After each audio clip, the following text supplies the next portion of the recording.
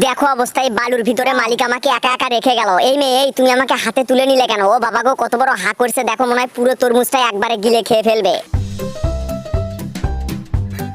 আরে আরে ছাড়ো ছাড়ো, এইভাবে আমার পাছায় কামড়িয়ে লাভ নেই। তোমার যে মুখের সাইজ, তাতে তো আমাকে সারাদিনেও খেতে পারবে না। বাবুরে, এই রাক্ষস মেয়ে তোর আম্মুকে ডেকে নিয়ে আসছে। আজকে মনে হয় দুইজনে মিলে আমাকে কাবাব বানিয়ে খাবে গো। নেচতে না নেচতে দেখো না, ডাইরেক্ট আমার গলায় একদম ছুরি চালিয়ে দিল। এই বাবু, তোমরা ভিডিওতে লাইক করে চ্যানেলটি সাবস্ক্রাইব করে দাও তো। বাবুরে, আমার ভিতরে তো পুরো একটা বয়াম ঢুকিয়ে দিল গো। এই রাক্ষস মেয়ে, নির্যাতনের তো একটা সীমা থাকা দরকার নাকি?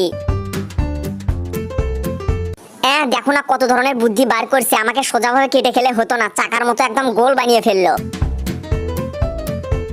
আরে আরে, কি করছো গো তুমি? এত সুন্দর একটা তাজা তরমুজের ভিতরে কাঠি ঢুকিয়ে দিয়ে নষ্ট করতেছো কেন? আইও মা, এই রাক্ষস মেয়ের মাথায় বুদ্ধি আছে বলতে হবে। দেখো না কিভাবে তরমুজ দিয়ে আইসক্রিম বানিয়ে ফেললো। এই বাবু, তোমরা একটু কমেন্ট করে বলো তো, কার কার আইসক্রিম খেতে ভালো লাগে? তাড়াতাড়ি কমেন্ট করে বলো।